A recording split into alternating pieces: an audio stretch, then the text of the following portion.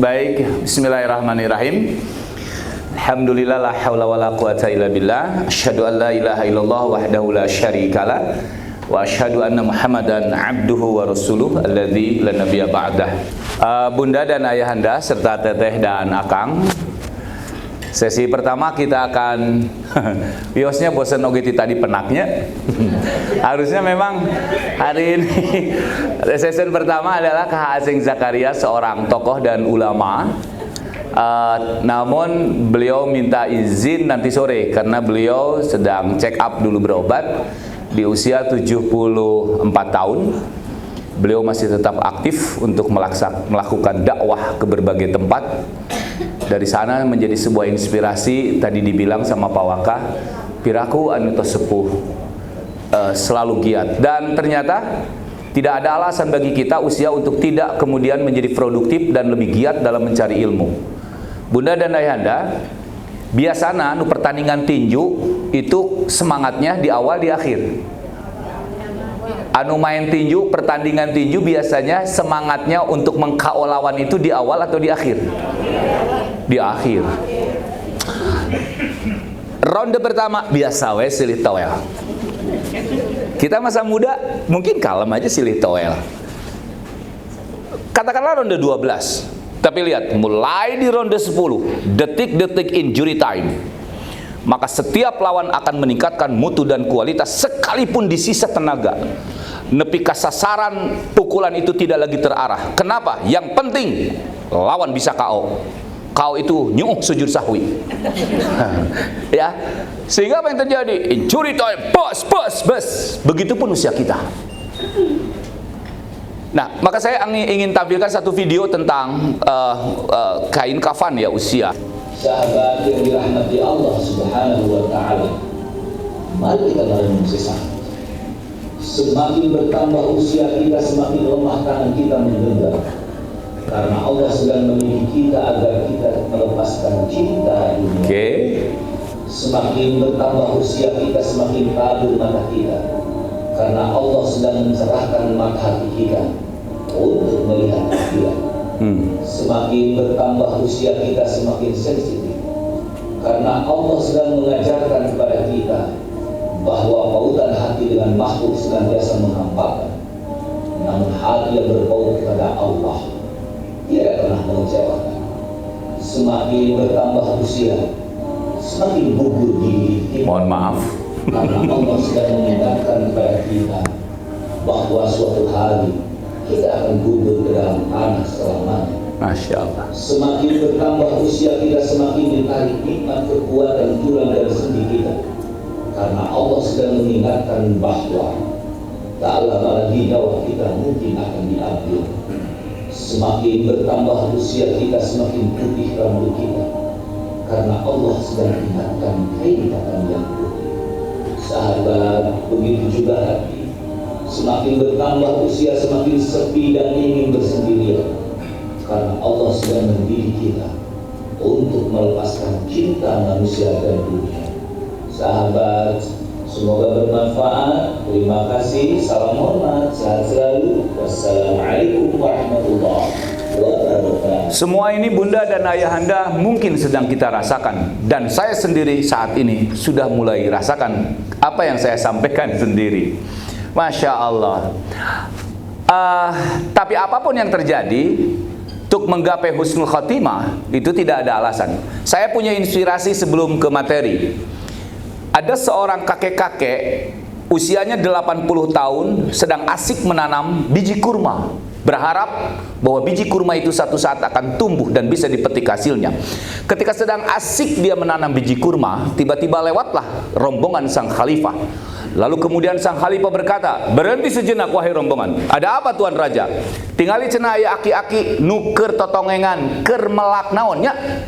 Kemudian sang khalifah turun dari kuda kerajaannya lalu menghampiri sang kakek. "Assalamualaikum Ki." "Waalaikumsalam." Begitu dilihat, Tuan Raja Khalifah, ada apa gerangan yang terjadi sampai turun? "Enggak, Ki, ari aki nuju naon?" Sang kakek menjawab, "Tuan, saya sedang menanam biji kurma." "Oh iya? Kek, itu salah. Kenapa Tuan?" "Ari aki aina yuswa sabarat tahun?" 80 tahun. 80? "Iya Tuan." Lalu kemudian sang khalifah bertanya, Kek, yuswa aki aina 80 tahun karek melak biji kurma. Pertanyaan saya, kapan kakek bisa menikmati hasil tanaman kakek itu?" Kemudian sang kakek menatap dan menjawab, "Tuan, bukankah hari ini kita menikmati buah-buah bukan hasil tanaman kita, tapi hasil tanaman orang-orang terdahulu kita?"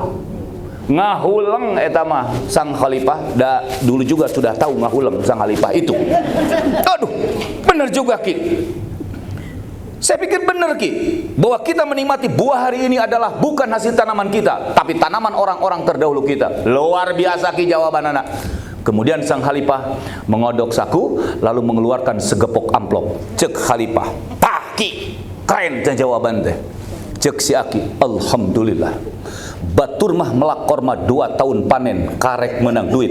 Aki mah karek kecep geus menang segepok." Hade Ki jawaban teh cenah. Aki mah bisa wae. "Tamahan taki ku abdi." Bret, kop tah 2 kali amplop. Cek si aki, "Alhamdulillah.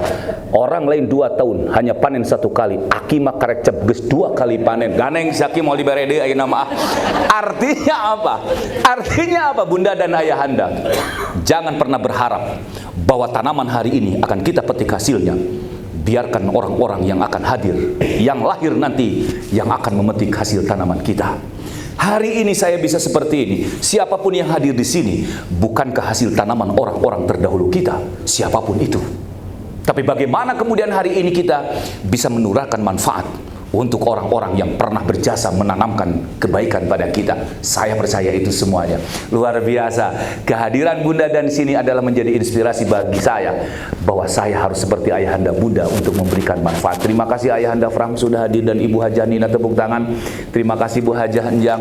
Terima kasih Bu Hajah Maryam yang telah mengkoordinir dari Panumbangan, Pak Haji Karsa, Pak Haji Dedi, ya, seorang yang sudah lama tidak ketemu tapi alhamdulillah sejak Covid-nya Pak Haji Dedi sehat walafiat. Kemudian terima kasih Ayahanda. Jenengan teh saha hilap di abdi teh? Pak Haji Deden Ayahanda. Saya belum pernah ketemu dengan Pak Mahendra anaknya, tapi sampai hari ini kebaikannya luar biasa. Ketemu waktu itu di Tasik. Banyak orang yang hanya saya belum ketemu di secara offline, hanya di WA, tapi Masya Allah kebaikannya luar biasa, luar biasa. Haji Eti juga hadir, subhanallah. Kemudian dan yang lainnya, yang lainnya yang tidak bisa saya sebutkan satu-satu, mohon izin, tapi semuanya sangat berharga bagi kami. Baik, itu saja inspirasi pagi hari ini. Kenapa kita berjuang? Karena detik-detik terakhir justru harus meningkatkan kualitas amal. Ketika kita menjemput nanti Ustadz Aceh akan bahas, ciri husnul khotimah adalah 1, kata Nabi, ketika wafat sedang melakukan amal soleh. Nuju amal soleh ayeuna? Lamun maut siap? Asar ada laun ngajawabna.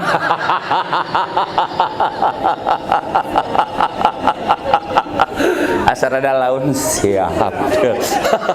Kenapa ya? Ada ketakutan yang luar biasa. Kenapa ya rada laun? Duka itu. Kadang sebuah keyakinan kalau dihadapkan pada realitas kehidupan gitu, kadang kita tengah rempon. Setuju nggak? Saya selalu bikin testimoni. Siapa yang ngasih rezeki? Allah. Setuju? Siapa yang ngasih rezeki? Allah. Kersa gaduh minantun cacan di damel. Tuh, karena da ngahulang, haloream misalnya anger we yang nganten nunggus digawe. Aneh kan di kita mah, padahal kita tahu bahwa rezeki itu punya siapa? Tapi Tapi ketika dihadapkan, keheula cenah. Makanya kalau di kampung saya, teteh, neangan bisa lakian teh nu beunta. Mohon izin, apa itu beunta? Ari kata anaknya teh, "Mamah cenah da beunta eta ge." Lain panona sia teh cenah. Beunta naon, Bu? Beda nu pengalaman nya. Bunda Haji Maryam ti Panumbangan. Anggar we hartana. Saya selalu berkelakar, lamun boga besan mending ka kiai mending ka bupati. Bohong kalau punya besan statusnya mending bupati mending kiai. Tong sok ngabohong mau kiai. Oke, di tempat ini kita bilang kiai. Begitu keluar dari pintu, bupati kiai asa teu kaharti. Kang Lukman ya, teu kaharti cenah kiai. Hirup masa depan suram. Iya loh. Bupati mah abdi aslina nekenan sertifikat sugan saperak dibayar dah henteu atuh. Saya tanda tangan sertifikat sampai jam 12 malam buat bunda dan ayahna. Ya cenah kata isi saya tanda tangan sertifikat ayaan. Eueuh cenah kitu we sertifikat tanda tangan. Bupati mah tanda tangan sabaraha. Duh kata apal kita. Pak Haji Dedi ampun. Jadi sakabeung mah nya. Ya, baik, tapi itulah. Baik, kita lanjut pada materi. Temanya adalah fikih ibadah. Ini wifi-nya ya. Punten da teu pake inilah ibadah ya. Oke, saya mau tanya. Ibadah itu apa? Melaksanakan tugas melaksanakan perintah Allah, menjauhi larangan. Oke, menjauhi larangan Allah. Boleh dibantu juga, Bunda? Ibadah teh Melaksanakan apa yang diperintah Allah. Perintah Allah terus Dan menjauhi apa larangannya. Sami bajing nu tadi atuh gitunya. Siap. Siap Kang. Panawi ibadah teh naon sok we lah santai. Sami we. Sami we. Ajarkeun teh menghemat waktu geus sarua Ustaz cenah lah. Ngarah pahalana sama ya. Baik, pemahaman ibadah dalam kita kadang begitu sempit. Sebatas satu, salat, it's okay. Zakat, ya. Haji, iya. Umroh, iya. Saum, iya. Tahajud, iya. Tapi kalau kita melihat ibadah-ibadah seperti itu, sepertinya ritmenya kan jarang. Saum setahun sekali wajib. Tahajud lamun keur sadar. Jeung lamun keur susah.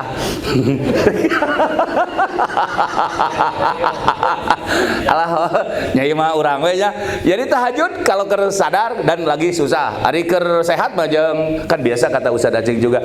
Iya nya cenah jelema mah kadang licik lamun keur senang kenging urang. Kalau susah dari ada dokter yang mengoperasi pasien.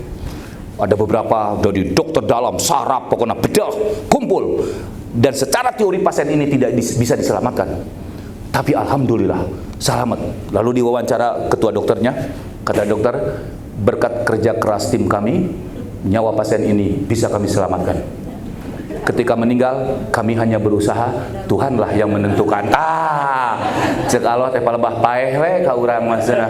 Tapi ketika berhasil, berkat kerja keras tim kami, nyawa pasien ini bisa kami selamatkan. Teu kenging teteh siga menang urang. Mohon izin, saya ketemu sama seorang jemaah umroh, saya panggilnya Akang karena memang masih kelihatan muda. Kang Damang, Akang atuh Bapak. Nyaku mah kitu Kang, 62 tahun. Oh iya? 62 tahun, tapi anu moe dirawat. Kumaha eta Kang cara ngarawat sampai kelihatan masih muda? Akang mah Ustad isuk-isuk tara dahar sangu. Deueuh.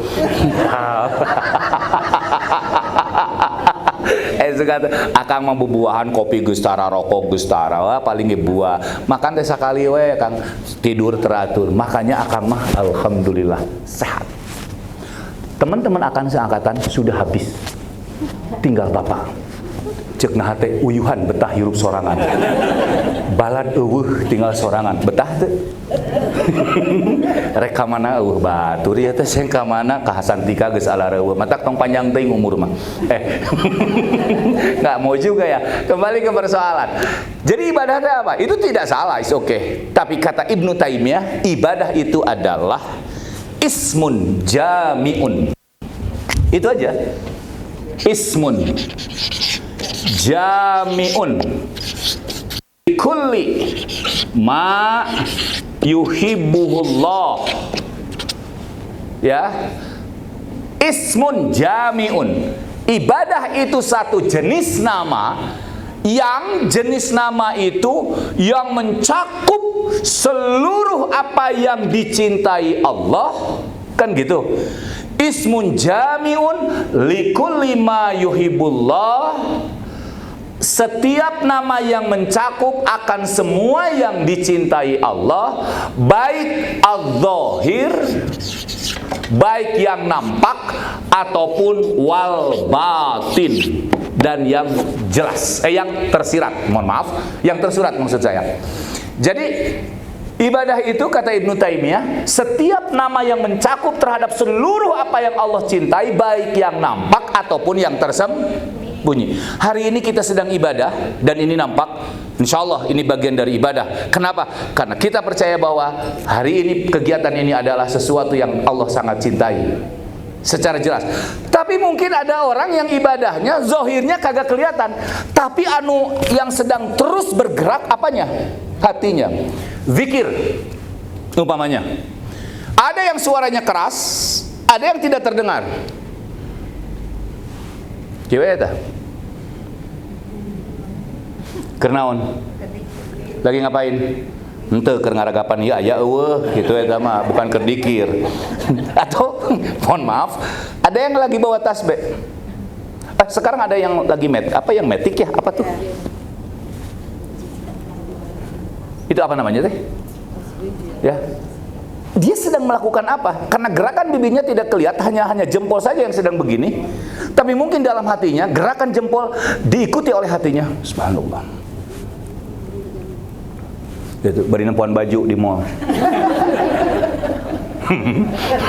Kita suka ada yang gitu ya. Ari soca karena baju di mall, tapi ia begini. Itu zikir bukan ya? Ya, atau ngitung baju.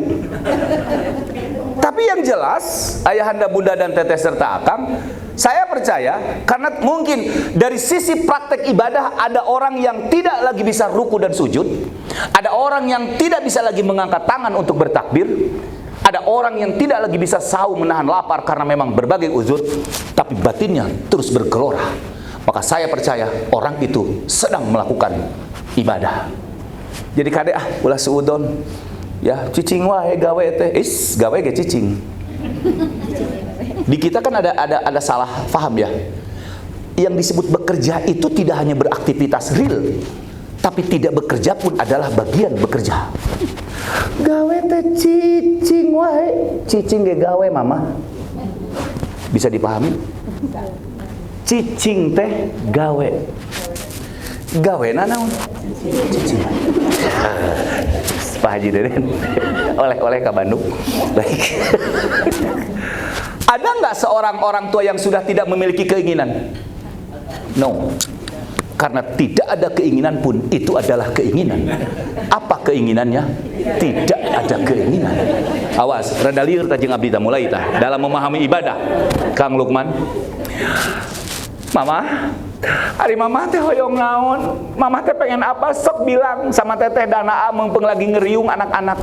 Kata ibunya, anak-anakku, mama sudah nggak ada keinginan.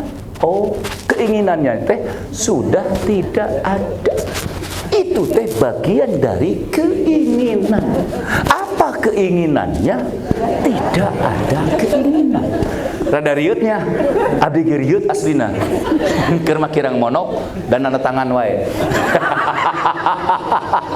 Wajib karsa mohon izin. Kan begitu. Itu tuh ibadah loh. Ya. Jadi apa namanya? Saya selalu bilang, ada nggak masyarakat di Garut yang nganggur? Nggak ada, Pak Haji Dedi. Karena apa? Saya sulit mencari orang yang tidak bekerja. Karena nganggur pun bekerja. Naon damel teh? Jadi damelna naon? Selesai. Ari heuaing damel. Gawe teh heuai is, heuai ge gawe. Gawe teh nunutan ge gawe. Jadi tidak ada yang tidak produktif. Semua orang punya aktivitas, cuma nanti masalahnya ada yang menghasilkan ibadah atau tidak. Saya percaya ketika kita sudah punya niat dan melangkah untuk mengikuti program ini, ibadah, oh itu ibadah. Bismillah. Dihitung, numpang tebih nanti di mana? Yang paling jauh itu dari mana? Jakarta ya? Ada? Insya Allah paling ageng ganjaranannya. Insya Allah. Kan kata orang, kata ulama, semakin banyak pekerjaannya, maka sebanding lurus dengan apanya? Dengan ganjaran. Jadi ganjaran itu akan semakin banyak sebanding lurus dengan amal yang dilakukan anak. Jadi lamun ke hoyong rada ganjaran gede, program pesantren teh saminggu tibatan 2 poe gitu. Nggak ada jadi masalah kan? Subhanallah ya. Nah, kembali ke persoalan ibadah.